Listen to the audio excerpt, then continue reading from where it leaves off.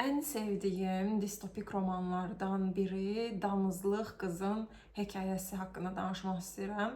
Dünən 1990-cı ildə çəkilmiş filminə baxdım və həm də istəyirəm qarşılaşdırma aparım kitabda olan fərqlər. Çünki obrazlar arasında, yəni oradakı başroldakı qadın obrazla kitabdakı obrazda kifayət qədər fərqliliklər var. Bunu bilirəm ki, serialı da çəkilibdir, amma serialının izləmə imkanım olmayıb çünki linkini tapmıram. Deməli, əsasən kitabı illər öncə oxumuşdum və səsli kitabda da var bu arada. Səsli kitabda da biraz dinlədim, xatırlatma olsun deyə. Bu kitab haqqında, yəni hər tərəfdən danışa bilərəm. Çünki Margaret Atwood özü də deyir ki, burada yazılanların heç birisi uydurma deyil. Tarixdə real hadisələrə əsaslanır bunlar. Kitabda baş verən distopiya janrıdırsa, bilirik ki, gələcəkdə baş verir ümumiyyətlə distopik hekayələr. Amma mən bunu oxuyanda həm keçmişdən, həm günümüzdən, həm də eyni ilə, yəni gələcəkdən izlər tapa bilirəm. Çünki damızlıq bilirik ki, əsasən kənd təsərrüfatında, kənd yerlərində heyvanlara deyilir. Məsələn, o heyvanları çoxaltmaq üçün istifadə ediləndə damızlıq inək və yaxud da ki, damızlıq qoyun və s. istifadə olunur. Amma ümumilikdə insana xitab edilmir. Məsələn, qadınlara damızlıq deyilmir. Bu adın seçilməsi də təbii ki, təsadüfi deyil. Demək, hadisələr ABŞ-ın, yenə deyirəm, gələcəkdə təsvir edilir. ABC-ın süqutundan sonra yaranmış yeni bir teokrasiya sistemindən bəhs edir. Tamamilə xristian dini qruplar artıq hakimiyyət ələ keçiribdir və belə deyim, din dövlətdən ayrılmamış şəkildə. Yəni əslində İslamdakı şəriətə bənzətmək olar. Bunların da biraz fərqləri var. İslamdakı şəriət sırf Qurandakı qayda-qanunlarla idarə olunur, məsələn deyək. Bu sistemdə isə hakimiyyətdə olan insanlar sadəcə məsələn İncili oxuya bilir, Bibliyanı oxuya bilirdi. Çünki digər onsuz da oradakı qadınların da yazma oxumağı yox idi. Məsələn, bir səhnədə latınca nəsə yazı tapırdı. Deyirdi, onsuz mən bunu oxuya bilmirəm. Ümumilikdə oxumaqdan da əlavə çox vaxt distopiya romanlarında onsuz da biz bunu görürük. Düşünmənin qadağı olduğu sistemlər. Düşünmək qadağandır. Bunu filmdə belə başroldakı qadının dilindən eşidirik. Nəyə görə qadağandır? Tipik bildiyimiz düşünsən rejimə üsyan eləyə bilərsən. Ona görə qadağan edilib. Ümumilikdə bu qadınlar sadəcə və sadəcə nəsil artırmaq üçün. Filmdə də var, kitabda da var, militarizm səhnələrdir, hansı ki patriarxal sistemdir, müharibə, militarist komandirlərdir, onsuz da damızlıq qadınlar əsasən komandirlərin nəsillərini artırmaq üçün tutulur. Və militarizm məsələsi də düşünmürəm ki, təsadüfi seçilibdir. Dediyim kimi, artıq Bibliyadan əsaslandırırlar. Bu sistemin sırf xristianlıqla, yəni Allahın əmri olduğuna əsaslanır bu rejim. Bu rejimə qarşı çıxmaq da, oradakı qanunlara, daha doğrusu qadağalara qarşı çıxmaq da hakimiyyətə yox, birbaşa Allaha qarşı çıxmaq kimi qəbul edilir və ən ağır şərtlərdə cəzalandırılır. Məsələn, bir çoxunu filmdə də görürük ki, edam etdirirlər və elədikləri cinayətləri üstlərinə yazıb digərlərinin dərs olsun deyə, belə deyək, asırlar. Təbii ki, totalitar rejimdirsə, əlbəttə ki, burada LGBT fərdlərini xüsusi vurğulayırlar. Çünki başroldakı qadının ən yaxın dostu lezbiyan olur. Lezbiyanlar bu cəmiyyətdə təbii ki, uşaq doğumlar və yaxud da ki, qarşı cinsə kişi itaət eləmirlər, kişini seçmirlər deyə lazımsız hesab olunur. Ümumilikdə, damızlıq qızda kasta sistemi var, Hindistandakı kimi. Alt təbəqədən aşağı doğru təbəqələr var. Üst təbəqədə komandirlərin arvadlarıdır, hansı ki bunlar mavi rəngdə geyinirlər və bunların hamısında rəngləri var, belə deyək.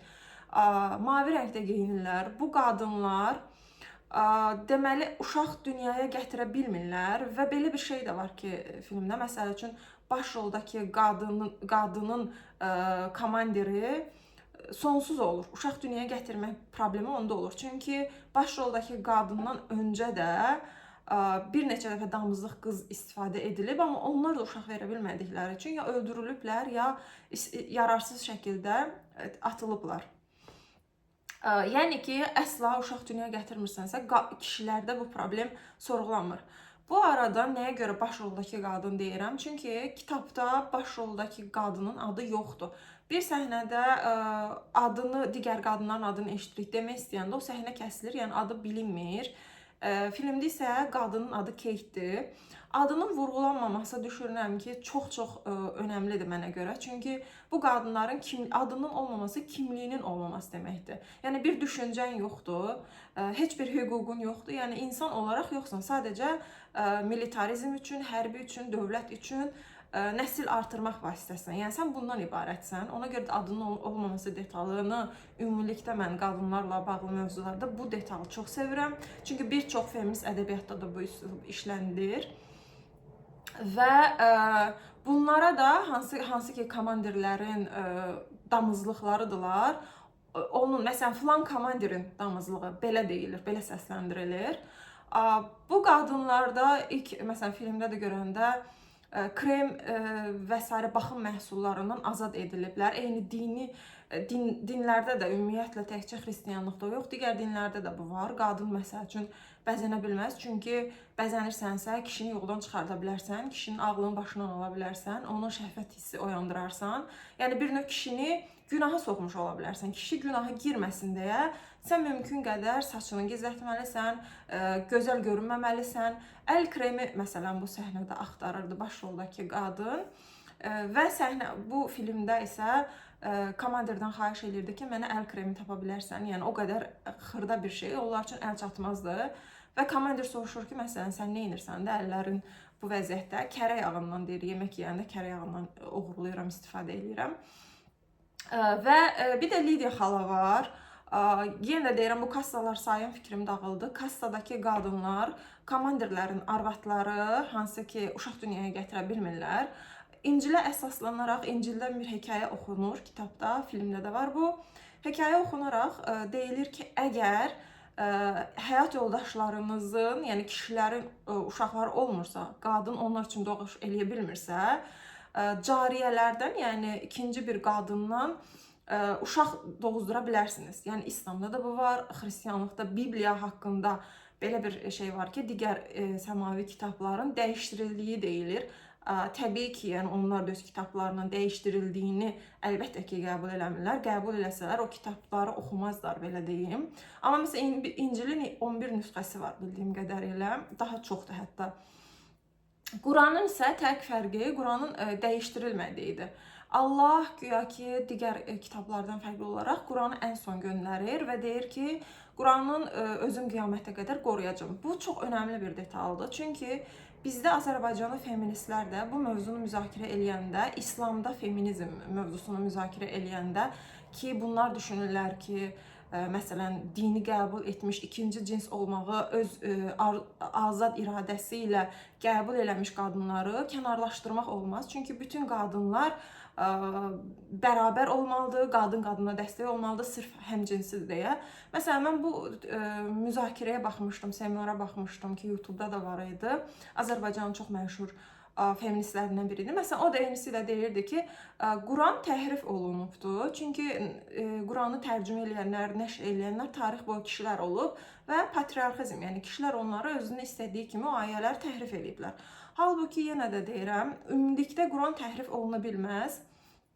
Çünki Allahın kəlamını, yəni nəticə olaraq bir insan da təhrif eləyən, din adamı olsa belə, hakimiyyət olsa belə təhrif eləmiş olacaq özünə uyğun şəkildə. Hansı ki, təhrif nəyə deyirəm? Quranın oxumalarında mötərizə açıb içində yazırlar. Yəni o demək ki, kitabı tərcümə eləyən adamın şərhidir. O anladığı mənanı oraya yükləyir. Məsələn, bu kitabda bu necə verilmişdi? Sıradan insanlar o İncili oxuya bilməzlər, çünki onlar onu təhrif edə bilməzlər. İncili yalnız və yalnız hakimiyyət doğru şəkildə təhrif edə bilər, şərh verə bilər. Və dediyim kimi, burada da biz ərəb dilində bilmədiyimiz üçün Deyirlər ki, türkcə oxuyun, türkcə və yaxud da ki, Azərbaycan dilində oxuyun və Azərbaycan dilində oxuyanda təbii ki, orada bir tərcüməçi, məsələn, mən Quranı Ziya Bünyadovun tərcüməsində oxumuşam, amma o tərcümə nə qədər orijinaldır, müzakirəli məsələdir. Çünki tərcüməçi onu özünə uyğun şəkildə təhrif eləmiş olur. Yəni belə bir şey Qurana aid eləyə bilmirik. Quranın digər səmavi dinlərdən istisnası budur ki, fərqi budur ki, Quran digər kitablar kimi təhrif dəyişdirilməyib. Yəni bir neçə nüsxəsi yoxdur. Bir Quran var. Amma digər İncildə məsələn hansı İncili oxuyurdular? O maraqlıdır. Çünki İncilin dediyim kimi neçə dənə növü var. Hətta Mormonların bildiyimiz kimi Yeni İsa, Amerikada özünü Yeni İsa gəldiyini iddia eləyirdi. Mormonlar barədə araşdıra bilərsiniz. Və o deyirdi ki, klassik İncil dəyişdirilibdir. Yəni artıq İsa'nın kəlamları deyil. Və o özünü yeni peyğəmbər elan edir və o da İncilini yazır. Hansı ki, orada da necə ki, Quranda iddia eləyirlər ki, möcüzələr var. Mormonların da özünü peyğəmbər elan eləmiş adam, yəni eyni ilə bir İncil yazır və o da orada da məsələn üçün oxuyanda deyirlər ki, burada elmlə uzlaşan, elmi təsdiqləyən ayələr var. Bunu bir sıradan insan yaza bilməz. Məsələn, biz Quran haqqında danışanda deyirlər ki, bir dənə Quran ayəsinə bənzər bir kəlam yaz. İncil, o yeni yazılmış İncildə də Mormonların peyğəmbərində də bənzər. Yəni o tipdə insan əl yazmasına bənzəmir, insan yazısına bənzəmir. Yəni belə iddia edilir. Və deməli dediyimiz kimi qırmızı rəngdə geyinirlər bu damızlıqlar. Qırmızı doğurqanlığın simvoludur və başlarında xüsusi ağ rəngdə bandana kimi bir şey taxılır. Bunun da səbəbi yan tərəflərindən sağa sola baxa bilməsinlər. Yəni sosiallaşa bilməsinlər, ətrafdakı heç kimlə danışmasınlar, düz baxsınlar. Sonra komandirlərin arvadları mavi rəngdə geyinir. Yenə də deyirəm, bunlar damızlıqlardan biraz üstün sayılır. Üstün kastadadır onlarla müqayisədə. Amma əslində deyirlər, çünki onların da hüquqları yoxdur. Onların da məsəl üçün doğma qabiliyyətləri doğa bilmirlərsə, onların ərləri, komandirlər əlbəttə ki, yargılanmır. Onlar ikinci bir cariyə və yaxud da ki, ikinci də doğmursa, üçüncü, dördüncü kişidə yenə də deyirəm, problem görünmədiyi üçün, sorğulanmadığı üçün hansı şəkildə olur? Kitabda da bu təsvir edilib. Deməli, komandirin arvadı ayaqlarını açmalıdır. Dizlərinin arasında damızlıq qız uzadılır və filmdə üzü örtülü şəkildə idi. Kitabda üzləri örtülmür. Üzünün örtülməsi də düşünürəm ki, o da qırmızı belə tül kimi bir şey ötürülmüşdü qızların üzünə. Çox qorxunc təcavüz səhnələri var. Qadının qucağında uzanırsan və sadəcə komandir səni təcavüz eləyir, səsini çıxarda bilmirsən. Həqiqətən çox qorxunc səhnələr idi. Deməli, sonra Lidiya xala da bu kitabda çox önəmli bir obraz idi. Xalalar var, belə deyək. Mrs. Lidiya var idi. O qadınları itayətə, belə deyim, səsləyirdi. Qadınları yönəldirdi, beyinlərini yuyaq daha açıq şəkildə desək. Oradakı qızları, hansı ki bu qızların bu dönüş olmazdan əvvəl, yəni ABŞ-ın süqutu olmazdan əvvəlki həyatlarını da kəsitlər göstərirlər və görürük ki, kifayət qədər normal həyatları olur. Məsəl üçün bir feminist, lezbiyan obraz var idi. Onun feminist olduğunu anlayırıq, azad bir obrazı olur. Və bu qadınlar, daha doğrusu, deməli, sonra ən mənə qorxunc gələn və bizim cəmiyyətdə də bənzətdiyim rəngli geyinmiş qadınlardır. Bu rəngli geyinmiş qadınlar bilirsiniz kimdir? Həm onlar ərləri var, yəni bir başlarının üstündə kişiləri var, həyat yoldaşıdırlar. Həm uşaq doğa bilirlər, həm də ev işləri. Yəni bunların məsuliyyətləri ev, məişət qayğıları, təmizlik eləmək, yemək pişirmək, həm uşaq doğurlar, uşaq tərbiyə edirlər, həm də həyat yoldaşlarının arvadlarıdırlar. Yəni bu səhnə, bu ən aşağı təbəqədə də dediyim kimi və rəngli geyinirlər. Yenə də deyirəm, feminizmdə məsəl üçün qadının görməyən əməyi var. Ev işləri məsəl üçün mövzusunda kişilər deyir ki, biz işləyirik, sən işləmirsən, bütün gün evdəsən. Çünki evdə görülən işlər dəyərləndirilmir. Hansı ki, həmən işləri gedib pul qarşılığında, məsələn, yemək pişirmək də tutalım, gedib bunu pul qarşılığında eləyə bilirsən, pul qazana bilirsən. Yəni əməyin qarşılığı alınmır. Bu da özü də çox önəmli bir anlayışdır ümumilikdə feminizmdə. Sonra Lidiya xalanı dedim. Lidiya xala beyin yumaq qızların dini davamlı olaraq kitablar oxuyur, onların düşünməməli olduğunu deyir, daha doğrusu necə davranmalı olduğunu öyrədir. Çox patriarxizmdə, patriarxal cəmiyyətdə bu tip qadınlar təbii ki var. Və daha sonra ən alt təbəqədə hansı ki qadağandır, amma patriarxalına xidmət edən o komandirlərin, yüksək vəzifəli şəxslərin istifadə elədiyi fahişələri görürük. Bunlar hansı rəngdə geyirdi yadımda deyil, amma bunlar da bu kişilər, nüfuzlu şəxslər gedirlər. Gecələr filmdə də var idi bu səhnə. Baş qəhrəmanı da aparırdı ora. Və sırf həzz üçün, yəni o qadınlar seks işçiləri olaraq bu qadınlar istifadə olunurdu. Bir də ən lazımsız təbəqə var idi. Bunlar isə ya qoca, yaşlanmış, yəni doğa bilməyən qadınlar və yaxud da ki, məsələn, lezbilər, LGBT fərdləri əgər doğmursa və yaxud da ki, qısır, yəni yenə də doğum şey olmayan qadınları göndərirlər ən aşağı təbəqədə və bunları da ayaq işlərində belə işlədilər. Geyimləri də rəngi yoxdur, çirkli geyimlər geyinirlər. Bu bizim kitabdakı kasta sistemidir. Qadınların hansı səbəb. Bunu əslində yenə deyirəm, biz cəmiyyətimizdə də görə bilərik. İşləyən qadınlar, güya ki, biraz yüksək səviyyədədirlər. Ev qadınları, hansı ki, Viktoriya dönəmindəki ev mələklərini xatırladır adama. Ev mələkləri kimlər idi? Onlar sadəcə məişət qayğılarını, məişətdə belə iş görmürdülər. Onlar sadəcə uşaq dünyaya gətirirdilər. Bir də Viktoriya dönəmində də xidmətçilər vardı. Çünki qadınlar başqa sahədə işləyə bilmirdilər. Sadəcə xidmətçi olaraq işləyirdilər. Və bununla da yəni ki, pul kifayət eləmədiyi üçün seks işçiliyinə keçirdilər. Nəyə görə bunu deyirəm? Çünki kitab gələcəkdə keçsə də, əslində keçmişdən də izlər daşıyır. Bunu əsaslandırım fikrimi. Məsələn, Osmanlı dönəmində cariyələr var idi. Cariyələr kim idi? Monarxiya sistemində bilirik ki, kralın oğlan doğulması, yəni özündən sonra monarxiya nədir? Sənin nəslindən biri keçir, onsuz seçim yoxdur, demokratik seçki və sənə oğul doğulmalıdır. Oğul doğana qədər çoxlu cariyələrlə birlikdə olursan. O cariyə də bir gücə ancaq oğul doğandan sonra, yəni doğuş analıqdan sonra bir güc qazanmış olur. Əgər doğuşu yoxdursa, sultana oğul verə bilmirsə, qızlar belə özəl sayılmır. Oğul verə bilmirsə, o cariyələr yenə orada, cariyə dediyimizdə şəriətdə də var bu, cihad eləyin, düşmanları öldürün və onların qadınlarını cariyə olaraq halal edildi sizə kimi. Yəni İslamda olan bir anlayışdır bu arada. Bu Osmanlıda indiki İran kimi şəriət ölkəsi olub. Yəni sırf şəriətlə idarə olunmuş bir ölkə olur. Sonra Atatürk gəlir, yeni Türkiyə Cümhuriyyətini yaradır. Dünyəvi bir ölkə yaradır, modern bir dünya yaradır. Və biz bunu Osmanlıda görə bilirik. Dediyim kimi qadınlar yalnız doğuş üçün istifadə olunurdu Osmanlı imperiyasında, cariyələr deyək. Və yaxud da ki, Sovetə baxanda mənim bununla bağlı çox belə gülməli xatirəm var. Bəlkə də bir 10 il keçibdi bunun üstündən. Bir dəfə belə məclisdə Sovetin kişiləri ilə belə deyim, müzakirə edəndə təhsillə bağlı, qadınların təhsil alması ilə bağlı mövzu açılmışdı və orada biri dedi ki, boş şeydir, mənim anamın da diplomu var, amma ki, heç bir şey yaramır, yəni heç vaxt bir o diplomun faydasını görmədi. Siz soruşmuşduq ki, hansı diplomu var, yəni demişdik ki, qəhrəman ana. Qəhrəman ana nə deməkdir? Sovetdə çox uşaq dünyaya gətirən qadınlara qəhrəman ana deyirdilər.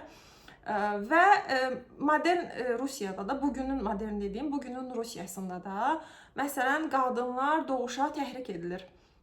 Yenə həmən şey var. Bildiyim qədərlə Rusiyada hətta 3 uşaqdan çox uşağı olan qadına ailələrə ev verilir. Yəni bu, bilmirəm hər nə qədər, amma belə bir şey eşitmişəm, məncə reallığı əks etdirir.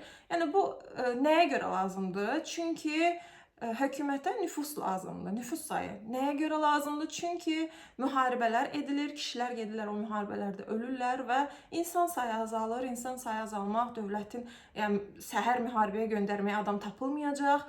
Ona görə dövlət bu işlə maraqlıdır ki, təşviq eləsin, belə deyim, və qadınları doğuzdursun. Ən yaxın nümunələrdən Ərdoğanın ən az 3 çocuq məsələsini deyə bilərik. Ərdoğanın bu sözü belə militarizmin, patriarxizmin daha doğrusu qadın bədəni üstündəki belə qorxunc əllərini bizə göstərir. Ən az 3 çocuk, yəni qadının doğub doğmamasına qərar verir. Bir də nə qədər doğmasına, yəni 3 dənədən ən az 3 dənə doğmalısan kimi. Yəni çox qorxunc bir durum idi bu. Bilirik ki, yəni Ərdoğan da diktatordur və digər diktatorlara baxanda Hitlerin Almaniyasına baxırıq təbii ki.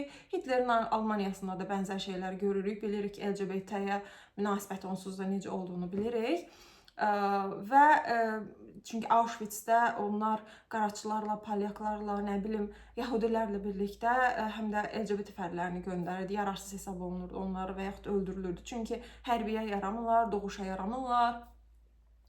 Və bir də ali irq məsələsi var idi Hitlerdə. Çünki Alman qadınlar doğmalılar ki, Alman irqi çoxalsın. Yəni buna görə də təşviq olunurdu və bir də vergidə yumşalma olurdu. Yəni doğan qadınlar nisbətən az vergi ödürdülər. Bugün Almaniyasına da baxanda məsəl üçün qadınların doğması üçün müxtəlif, yəni uşaq pulundan tut, yəni təşviq edilir, hansı ki Almanlar artıq Alman qadınlar doğmağa o qədər də belə deyim, yatqın deyirlər artıq və yaxud da ki, gec yaşlarda uşaq dünyaya gətirirlər. Amma dövlət bunun üçün təbii ki, məcburi deyil, amma təşviq edir ən azından. Bu, yəni bunu da hər cür dəyərləndirə bilərik. Çünki məsələn Rusiyadakı o uşaq pulu və yaxud da ki, 3 uşaq məsələsində mən düşünürəm ki, kifayət qədər uşaq istismarları olur.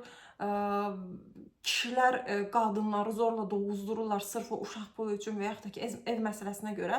Məsələn, bizdə Azərbaycanda bu müzakirə təbii ki, olanda, bu mövzu müzakirə olanda deyirlər ki, çox yaxşıdır, dövlət uşaq pulu verir və yaxud da ki, ev verir. Amma bunu nəyə görə verir? Bir qadın üzərindən sən bunu əldə edirsən, qadın bədəni üzərindən.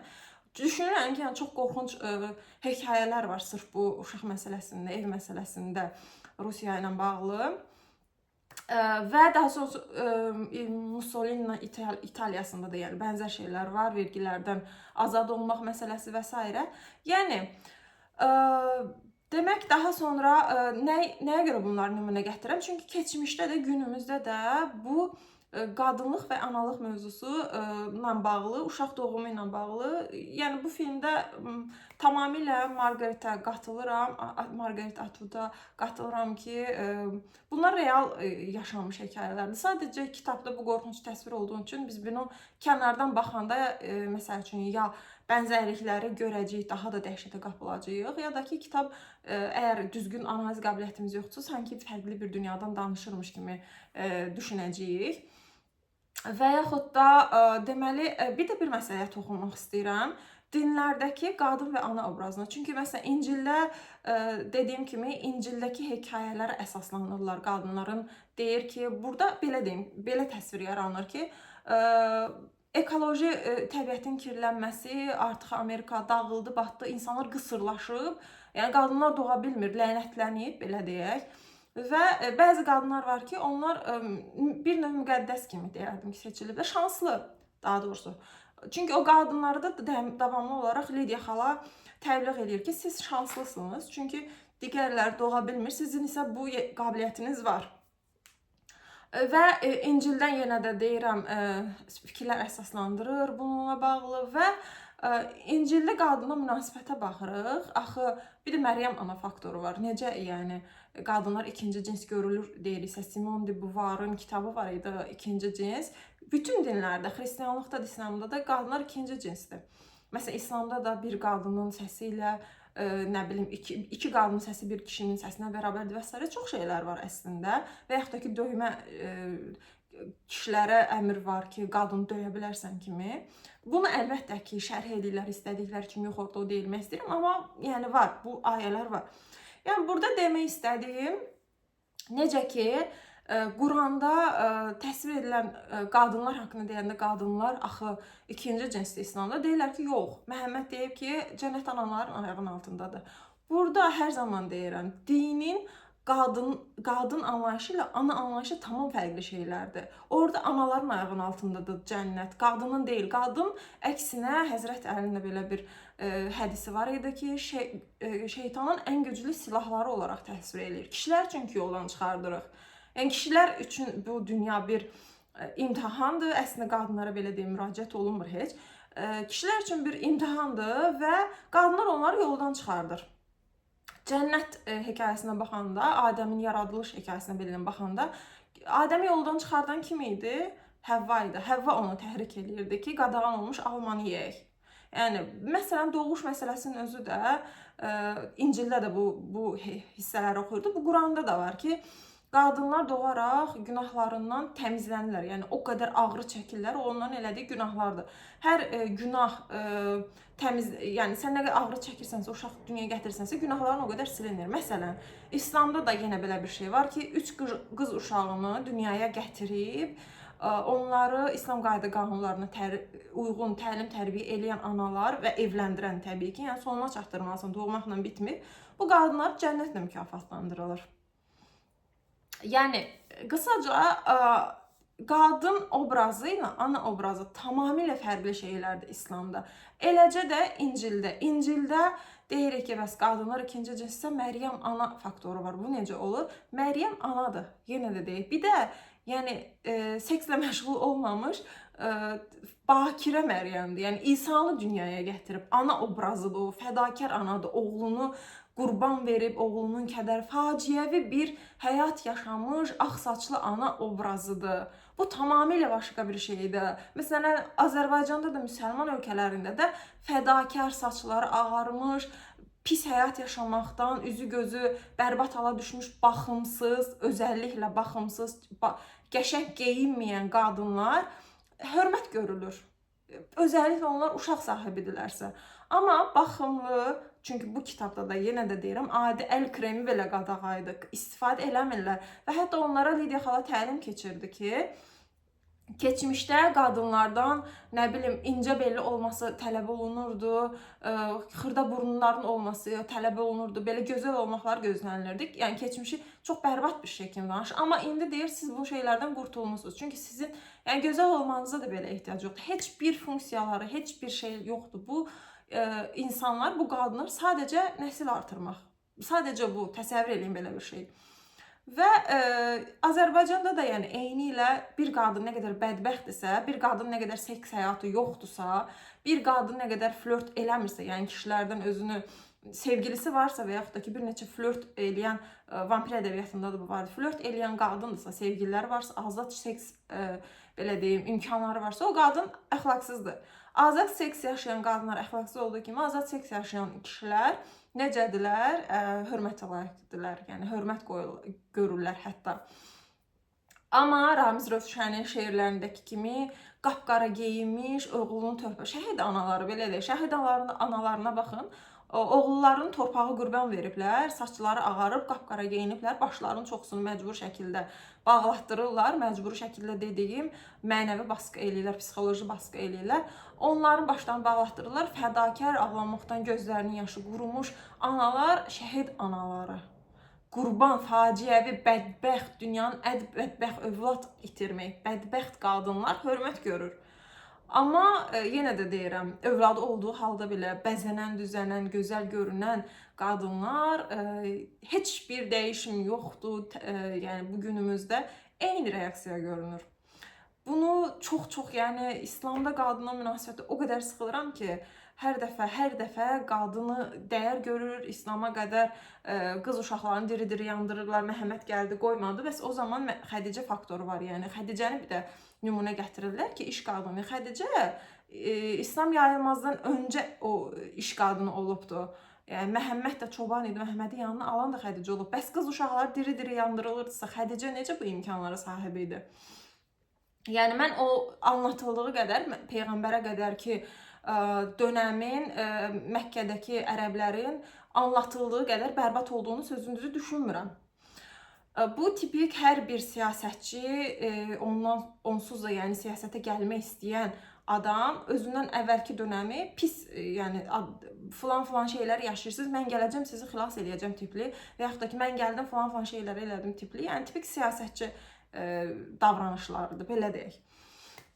Və bunların heç birisi düşünməyin ki, kitabdan əlaqəsizdir. Hamısının birbaşa din faktoru çünki xüsusi vurğulanır. Əgər mövzu qadındırsa, qadınları qısıtlamaqdırsa, ümumiyyətlə orada din faktorundan danışmamaq absurddur. Məsələn, bugün Ağcabədidə 13 yaşlı qızın tutalım hamilə olduğunu, ana olduğunu öyrəniriksə, buradan mümkün deyil din faktorunu danışmayaq. Cəmiyyətdəki din faktorunu görməzdən gəlmək məsələnin həddindən yayınmaq deməkdir. Sadəcə cəmiyyəti günahlandırmaq, nə bilim, mentalitet dediyiniz şey nədir? Dini dəyərlərdir. Və daha sonra bu baş qəhrəmanın eyni paralel olaraq feminist bir aktivist, özündən öncəki, yəni bura düşməzdən öncəki həyatını danışanda anlayırıq ki, o aktivist olubdu, feministdir və baş qəhrəmandan fərqli olaraq çox qaçmağa çalışır bir neçə dəfə azad görüşlü qadın, amma bu sistem ən azad feminist obrazı belə itaət altına alır. Bunu necə eləyir? Bu qadın dediyim kimi yararsız hesab olunur, çünki lezbiyandır və əvvəlcə görürük ki, o qaçmağa cəsarət eləyir, yəni cəhd eləyir daha doğrusu, bunu bacarmır və onu düşünürük ki, artıq lazımsızlar, o demişdim, kasta sistemi var, hansı ki orada yaşlılar var, doğa bilmirlər və yaxud da ki lezbiyanlar var və yaxud da ki, qısırlaşmış qadınlar var, onlar cəmiyyətə faydasız hesab olunur, nəsil artırmırlar deyə. O ora düşməkdən qorxurdu. Hansı ki, ora ən aşağı kastaydı, hansı ki, çirkli paltarlar geyindilər, ən iğrənc işlərdə işlədirdilər və ora düşməkdən qorxur, daha sonrası ora düşmür, gəlir seks işçisi olur. Hansı ki, bu komandirlər gizli şəkildə, təbii ki, bu açıq deyil, gizli şəkildə bu gecə həyatlarına gedirlər, orada qadınlarla eş-işrət görürlər və bu qadının, bu feminist obrazının bura düşdüyünü görürük. Və bura düşdüyü üçün də baş obrazından, qəhrəmanla danışandakı diyaloqlarından anlayırıq ki, özünü şanslı adlandırır. Deyir, mən düşürdüm ki, ora lazımsızlar qrupuna atılacam, koloniyaya atılacam, amma mən gəldim, bura düşdüm, həyatımdan razıyam, çünki yeməyim var, içməyim var, yəni qəşəng geyinirəm. Yəni bu seks işçisi olmaqdan məmnun bir şəkildədir. Bu da mən düşünürəm ki, kitabın ən dəhşətli pisin yaxşısı belə deyim. Ən dəhşətli obrazı mənə görə hətta bu obraz idi ki, çünki digər qadın da bu istək, məsələn, qurtulma istəyi yox idi, üsyan yox idi, azadlıq anlayışı yox idi. Filmdə bu obraz, bu arada bunu mütləq qeyd edeyim. Filmdə obraz mübarizə aparan, hətta sonunda komandiri öldürür. Yenə də deyirəm, bu 1990-cı il filmindən danışıram, serialdan danışmıram. Çünki serialın hamı bilir, filmi bilinmir çox da. Bu arada bunun Damızdıq qızın hekayəsinin baleti də var imiş. Mən bunu öyrənib çox təəccüblənmişdim. Nəysə, mövzumuza qayıdaq. Filmdə Hollywood'a uyğunlaşdırılıb dəyişikliklərdən biri budur ki, gizli şəkildə bir sevgilisi ilə münasibəti olur. Hətta komandirindən hamilə qala bilmədiyi üçün o kişidən hamilə qalır. Bunu komandirin arvadı da ona məsləhət görür ki, bir çox deyir damızdıq qadınlar bunu eləyirlər, sən də elə. Və onunla sevgi səhnələri var, sevgi yaşayırlar. Hollywood'a uyğunlaşdırılmış səhnə dediyim və bir də mübarizdir. Yəni üsyankar, qurtulmağı arzulayır, mübarizə aparır, amma kitabda qətiyyən belə bir obraz yoxdur. Kitabdakı obraz daha pasiv, itaətkar, o sadəcə üsyan filan eləmək istəmir, o sadəcə həyatda qalmaq istəyir. Bu nəyə görə gerçəyə daha uyğundur, nə qədər pessimist olsa da. Çünki totalitar rejimlərdə insanlar əksəriyyəti olaraq, yəni daha həyatda qalmaq, belə deyim, şeyində olurlar, mübarizə aparmaq modunda olmurlar. Daha çox həyatda qalmaq barədə düşünürlər. O qədər sıxışdırılmış qanunlarla, qadağalarla. Mən düşünürəm ki, kitabdakı obraz buna görə bu fərqləri müqayisə edən daha uğurluydu. Hansı ki, film daha çox sevilirdi. Çünki film artıq biz mübarizə aparan qadınları görmək istəyirik. Nə bilim, mübarizə aparsın, üsyan eləsin görmək istəyirik. Görmək istədiyimiz film bizə verir, belə deyim. Amma totalitar rejimin gerçəkliyi bu deyil təbii ki. Və bu arada bir şey deyim. Filmdə məsələn davamlı olaraq 3 ay, 4 ay bu qadınlara təcavüz edilir komandirlər tərəfindən. Yenə də deyirəm, komandirin arvadı da orada olur. Qadın əməli başlı əlini tutur komandirin arvadı və təcavüz edilir. Və hər ay həkimlər aparılır. Bunların menstruasiya dönəmini həkim kontrol edir, hormonlarını, yumurtalıqlarını. Yəni kontrollar aparılır davamlı olaraq. Bunu da Azərbaycanda evlənəndən sonra bu səhnələri Evlənəndən sonra bir il sonra qaynananın gəlini tutub həkim gəzdirməsinə bənzətdim, sözün düzü. Və onların hansı ki orada da vaxtları hesablanırdı, nə bilim, nə vaxt yumurtlama dönəmi, ovulyasiya dönəmi nə vaxtdır. Həkim, yəni bildiyiniz tipik sırf doğsun deyə, yəni bənzətməmək mümkün deyil. Sözün düzü mən açığı orada demişdim, rəngli geyinirdilər. Ən aşağı kastalardan birində idi. Rəngli geyinmiş qadınlar kim idi? Həm uşaq doğurlar, həm ərləri var, onlara xidmət eləyirlər, həm də ki ev işlərinə məşğul olurlar. Təsəvvür eləyin. Mən bunu daha çox Azərbaycandakı qadınlara bənzətdim. Çünki 99% bizdəkilər belədir. Və eyni ilə, yəni yenə də deyirəm, uşaq dünyaya gətirə bilməyəndə də bir il sonra həkim gəzdirirlər onlar doğuzdurmaq üçün. Yəni bu qadınlar biz nə qədər də inkar eləsək, istəməsək, istəməmək başqa şeydir, amma reallıq başqa şeydir. Qadınlar qruplara ayrılıbdır. Emel Müftüoğlu'nun bir dənə mahnısı var idi. Evləniləcək qızlar, eğləniləcək qızlar. Yəni evləniləcək qızlara başqa tip baxırlar. Uşaq doğsun necə ana ola bilər deyə.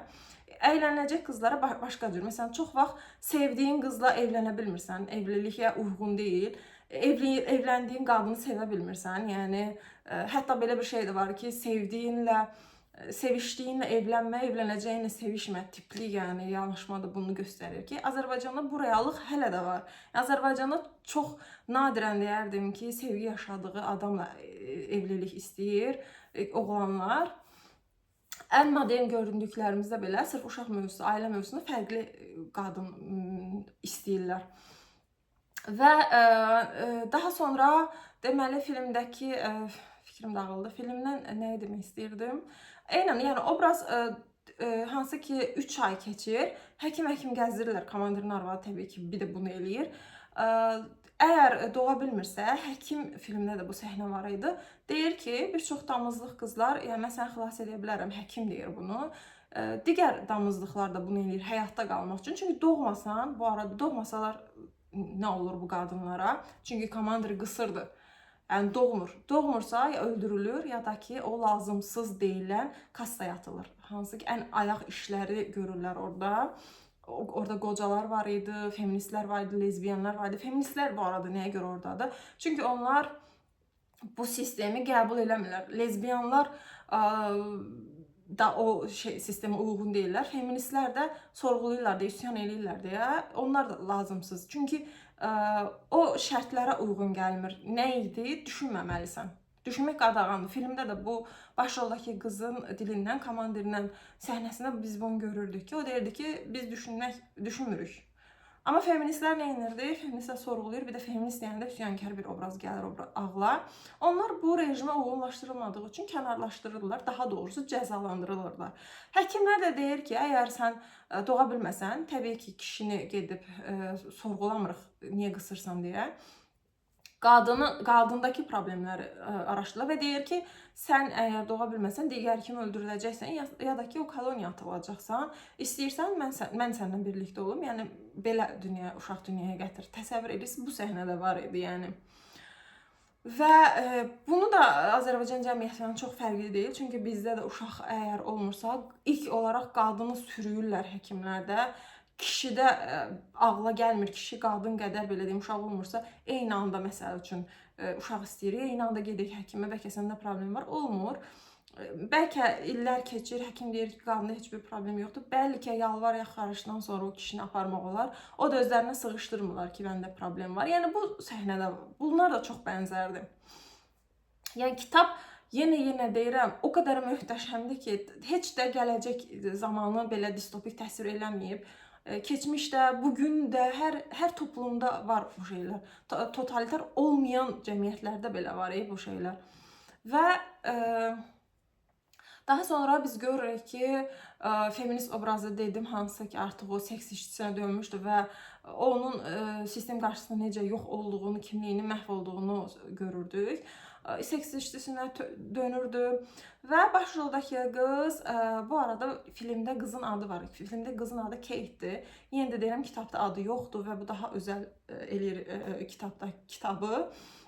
Və sevgi yaşayır, hamilə qalır sevdiyi adamdan və filmin sonunda komandiri öldürür. Kitabda qətiyyən belə bir şey yoxdur. Kitabda yenə də deyirəm, mübarizə yox idi. Sadəcə onun iç səsini dinləyirdik. iç səsində anlayırdı ki, komandira nifrət eləyir. Amma hərəkətləri ilə hər hansı bir bunu göstərəcək bir şey eləmirdi. Məsələn, öldürmək və yaxud da ki, filmdə hətta başqa detallar da var idi. Bu arada başqa bir detalda komandir filmdə qadına qarşı, Kate-ə qarşı xüsusi münasibəti olur, yaxşı davranır. Məsələn, onu krem gətirir, tutalım. Və yaxud da ki, onunla söhbət eləyir, onu anlamağa çalışır, arvadından gizli onu otağına çağırır, deyir, səni tanımaq istəyirəm, oyun oynamaq istəyirəm. Amma kitabda belə şey yoxdur, qətiyyən. Və filmdə öldürür komandiri, amma kitabda daha sonra da qaçır. Yəni deyirəm, filmdə qaçır, sevgilisi ona kömək edir, o qaçır, bir dağın başında hamilədir və filmdə sonluq belə ümidverici bitir ki, o ümid eləyir ki, onun qarnındakı uşaq yeni bir dünyaya göz açacaq. Yəni bu sistem çökəcək, yeni uşaq, yeni ümid gətirəcək, amma kitabın sonu bilinmir. Çünki kitabda yenə qız qaçır, əlbəttə ki, komandiri öldürmür. Qaçır, amma bilmirik ki, onu uğurlayanlar kimdir? Yəni öldürməyə mi aparırlar, yoxsa onun yeni bir ordu üsyankar kitabda qrup var idi. Onlar mı qaçırdır xilas eləmək üçün? Biz buna qaranlıqdır. Burada yazarın 2019-cu ildə səhv eləmirəmsə Vəsiyyətlər adlı romanı çıxıbdı. Bu kitabın davam olduğu deyilir. Hansı ki o kitabı oxumamışam, amma oxuyacağam. Ümumilikdə Margaret Atwood deməli feminist yazar da deyə bilərik. Feminist yazar, distopik romanları var. Bundan başqa da bir dənə məşhur distopik romanı var, amma ən bilinəni budur, belə deyək. Bu romanı da mən çox illər əvvəl oxumuşam. O serialı çıxmazdan öncə oxumuşdum. Serialı çıxandan sonra isə daha məşhur oldu. Və serialdan sonra da belə deyim, əslində modern dünyada qadın bədəni üzərindən biz görürük ki, Polşada məsəl üçün 2020-ci ildə qadınların abortunun qısıtlanması ilə bağlı qanunlar çıxırdı. Və yaxud da ki, ABŞ-ın bəzi ştatlarında, bunlar ən yeni tarixlərdə nümunə gətirən bəzi ştatlarında var idi, İrlandiyada var idi, nə müxtəlif şəriət ölkələri, müsəlman ölkələrini demirəm, onlarda onsuz da durum məlumdur, onlarda bu mitinqlər olmur, çünki o mitinqin özü də, etirazın özü də bir mədəniyyətdir. Çünki bizdə hər dəfə, məsələn, ATV göstərirdi ki, mən uşaq olanda Avropa dağılır, Amerikada insanlar mitinqlərə çıxırlar və bugün də Facebookda da mən bunu görürəm. Ən məşhur jurnalistlər də paylaşdılar ki, Amerika dağılır, Amerikada insanlar falan yeri partlatdılar, dağıtdılar. Amma bizdə elə şey yoxdur, görün nə qəşəng yaşayırıq. Amma insanlar etiraz eləyə bilirsə, deməli orada onlara o haqq verilir. Müsəlman ölkələrində bu tip qadınların etirazlarını görmürük. Çünki onlar tamamilə patriarxal sistemlər, tamamilə ikinci cins olmağı qəbul ediblər. Yəni onlar onsuz da əksinə hamısı bir Lidiya xaladır. Lidiya xalanı oxuyanda siz görəcəksiniz ki, tamamilə müsəlman ortamlardakı o xalaları eynisidir. Yəni onlar onsuz da sistemi, patriarxal sistemin sütunudurlar. Mən bu arada bu film başlayanda ən önəmli yerlərindən birini unutdum, bunu da deyim. Deməli, Blanche şey var idi. Qızın adı nə idi? Qızın bir film başlayanda, kitabda da bu var idi, təcavüz edildiyini görürük. 14 yaşında bu uşağa, uşaq deyim, təcavüz edilir və sonradan bir neçə kişi tərəfindən bunu gətirirlər. Damızlıq qızlar olan yerə açıq şəkildə deyirlər ki, etirafa zorlayırlar ki, günahını etiraf elə. Bu da başlayır demək ki, mən kişilər tərəfindən təcavüz eləmişəm və s. Və oradakı bütün qadınlar onu günahkar edir. Bu qurbanı günahlandırma səhnəsi idi. Filmin mənə görə ən can alıcı səhnəsi idi. Qadınlar hamısı onu günahlandırır. Çünki bu qadınlar artıq o patriarxal sistemə uyğunlaşdırılıblar. Lidiya xala artıq onları bu cür tərbiyə edib. Birinci faktor budur. İkinci faktor isə Lidiya xala onlardan soruşur, kimdir günahkar? Və qadınlar hamısı qışqırır ki, bu qızdır. Yəni bu qızı günahlandırırlar. Yenə də adı yadımdan çıxır.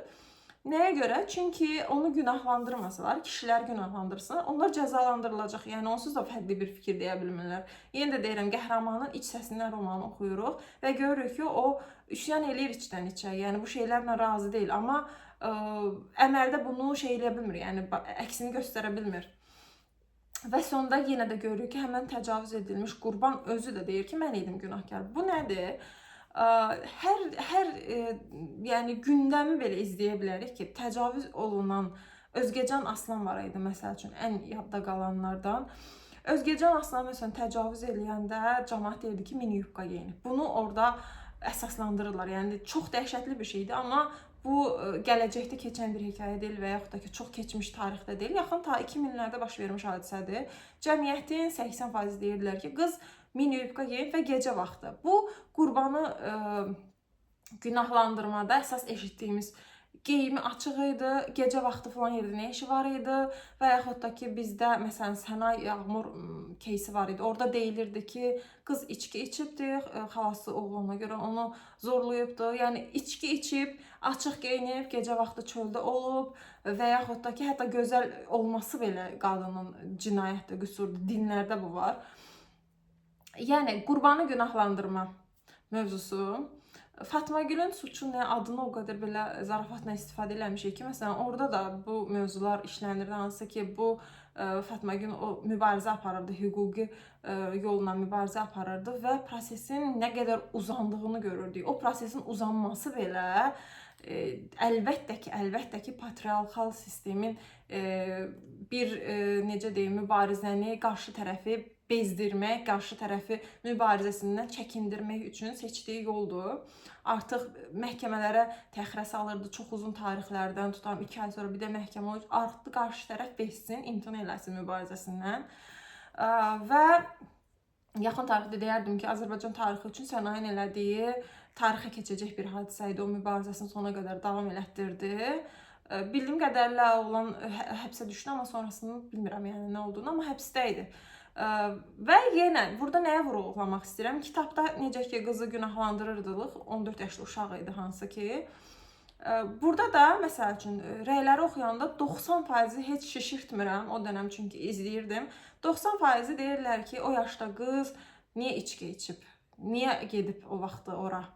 Yəni bu çox dəhşətli bir şeydir və günümüzdə də bu hadisələri görürük. Özgecan Aslanda da eyni ilə görürdük.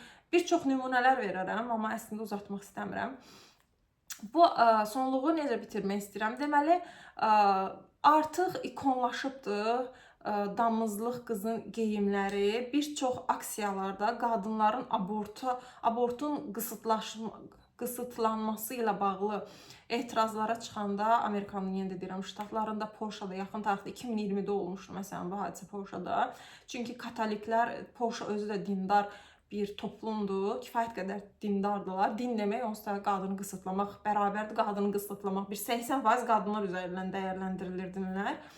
Daha doğrusu qadınları qısıtlamaq üzərindən. Qadın nə qədər yox olursa, görünməz olursa, din o qədər demək olar ki, doğru işləyir. Məsələn, Əfqanistanda bir blogeri izləmişdim. Bloger sual vermişdi ki, Afqan bir kişiyə, sizin küçələrinizdə qadın görmürəm. O da demişdi ki, bu bizim nə qədər namuslu olduğumuzu göstərir. Qadın nə qədər görünməzdirsə, nə qədər qapanırsa, deməli ki, o qədər əxlaqlıdır.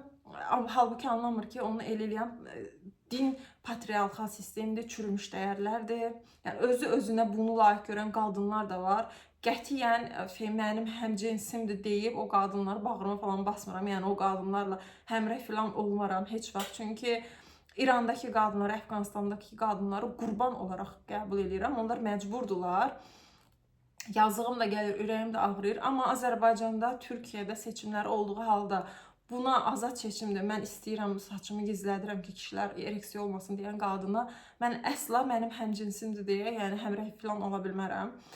Və bu qədər. Yəni o geyimləri, damızlıq qızın qırmızı paltar, başındakı o ağ bandaniyaya bənzər bilmirəm nə deyim, bağlaması. Bu etiraz aksiyalarda, aborta bağlı qısıtlanması ilə bağlı aksiyalarda qadınlar artıq bu geyimlərlə çıxırdılar etirazlara. Yəni bu kitabın düşünürəm ki, serialdan sonra o geyimlər məşhurlaşdı. Roman o qədər də çünki məşhur deyildi. Və bir növ artıq eynən qadın o geyim tərzi, o qırmızı geyimlər doğurganlığın simvoluydu. Çünki bu etirazlarda feministlər üçün yəni çox önəmli geyim tərzi idi etiraz eləmək üçün. Bu qədər düşünürəm ki, bir çox şey yadımdan çıxdı, amma olsun. Serialını da çox tərifləyirlər, amma eyni zamanda da mən baxmamışam deyə bilmirəm, amma deyirlər ki, romandan çox fərqləndirilibdir. Amma yenə də fərqləndirilsə belə mövzu çox uğurludur. O mövzusu çox qəşəngdir. 1990 filmini isə məsləhət görərəmmi? Tamamilə məsləhət görərəm. Bilməlisiniz ki, oradakı obraz dəyişdirilibdir. Kitabda tamamilə itaətkar və sakit bir qadındır. Filmdəki qədər üsyankar, komandir öldürəcək qədər güclü bir qadın deyil. Öz bədəni üzərində, yəni haqq tələb eləyən, nələrsə dərk edən qadın deyil. İtaətkar qadın. Sadəcə olaraq onun fərqindədir və romanda onun iç səsi ilə oxuyuruq. Və məsləhət görərdim 90-cı ildəki filmini, serialını da tapsaz, yəni ona da baxa bilərsiniz. Roman isə PDF şəklində mən illər öncə oxumuşdum. İndi isə səsli kitabda dinlədim və baxdım ki, bir çox səsdən oxunubdur. Yəni bir çox versiyalar var. Sadəcə bir video yoxdur. Yəni kitabdan da dinləyə bilərsiniz. Distopik romanlar çox önəmlidir mənə görə. Özəlliklə feminist bir yazardan sırf qadınlarla bağlı və analıq mövzusu, doğurganlıq mövzusu da mənim o qədər ikrah duyduğum bir mövzudur ki, qadınların uşaq doğmasıyla güc əldə eləməsi. Bugünün də cəmiyyətində Osmanlıdakı cariyələrdən bir fərq yoxdur.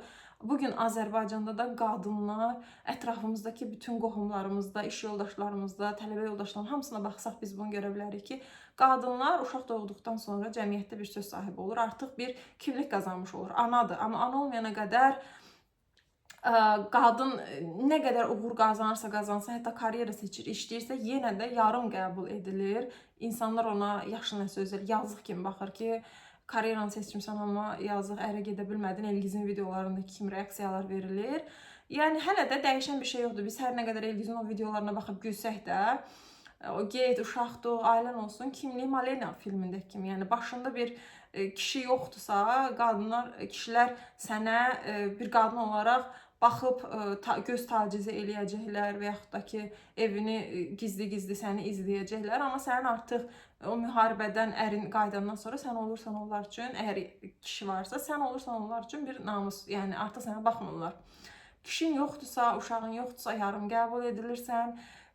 Uşaq dünyaya gətirildikdən sonra, özəlliklə o uşaqlar böyüyəndən sonra qadınlar artıq söz sahibi olur, artıq kişilərə səslərini çıxarda bilir, artıq o uşaqlardan güc alıb, belə deyim, ana ataya, qaynanaya, onu boğan qaynataya, qaynanaya səslərini çıxarda bilər, haqlarını tələb edirlər. Amma uşaq yoxdursa, onsuz da yəni onlar bir növ kassa sistemində kimi yararsız hesab olunur, onsuz sən doğa bilmirsən, həkim gəzdirirlər. Yəni bu şeylər çox da yad distopik, heç hətta deməzdim mən buna distopik. Yəni çox yad şeylər deyil, cəmiyyətimizdə də bunları izləyib müşahidə apara bilərsiniz. Bu qədər.